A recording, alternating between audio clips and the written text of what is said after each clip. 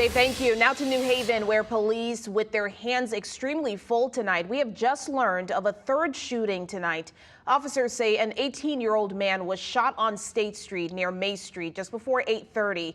Police are still investigating, and officers say the victim has a gunshot wound to his upper torso.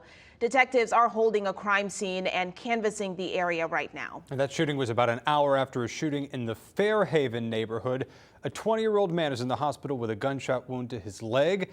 And about an hour before that shooting, police say a 40-year-old man was shot outside of a home on Munson Street, right near the Sherman Parkway in the Dixwell neighborhood. The gunshot victim was taken to the hospital, treated tonight with life-threatening injuries.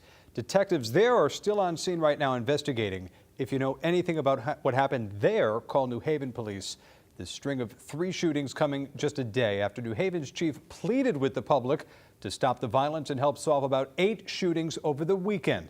We'll be sure to update you on all of this overnight on the Fox 61 News app and, of course, on the Fox 61 Morning News as well.